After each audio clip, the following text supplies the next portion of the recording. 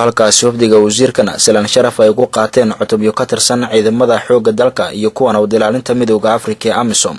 wafdiga ayaa intaasi kadib la kulmay bulshada degmada oo ay ka xog wareysteen xaaladda degmada iyo marxaladii ay soo martay. wafdigan uu hogaaminayay wasiirka gaashaandhigga dalka ayaa kormeeray qaybo ka tirsan degmada, gaar ahaan saldhigga degmada Ceelbuur oo burbur aad u xoogan uu ka muuqdo, iyo ceelkii kaliya oo dadka iyo xoolaha ku nool degmada Ceelbuur ay biyaha ka cabi jireen oo gabi ahaan burbursan. waxaana guud ahaan degmada Ceelbuur weli ka muuqda raadadkii foosha xumaa ay ku reebeen maleeshiyaadka argagixisada ee Al-Shabaab oo aan inta aan laga saarin degmada waxyaabihii nolosha dadka iyo dunyada degmada asaasi u ahaa ay burbur u geysteen, qaar kalena ay balaqaysteen. madaxweynaha maamulka Galmudug Cabdikariin Xuseen Guuleed ayaa ka hadlay waxyaabihii uu maanta degmada Ceelbuur ku arkay, isagoo sheegay in maamulkiisa uu diyaar u yahay in horumarka degmada uu ka qayb qaato.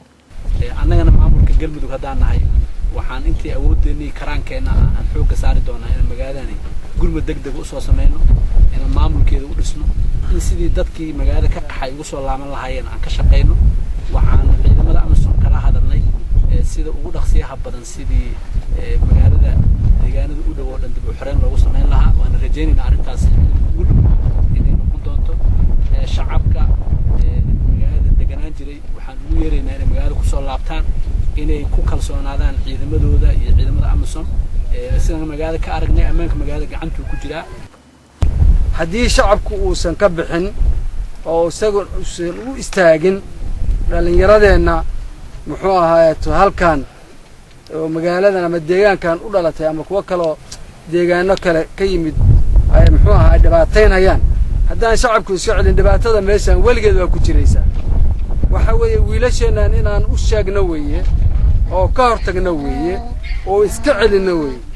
ma ahan magaalada inay u haystaan iyo deegaanka inay u haystaan midna inay u haystaan ma ahan muxuu ahaayeeto hostage inay u haystaan ma ahan afduub inay u haystaan ma ahan.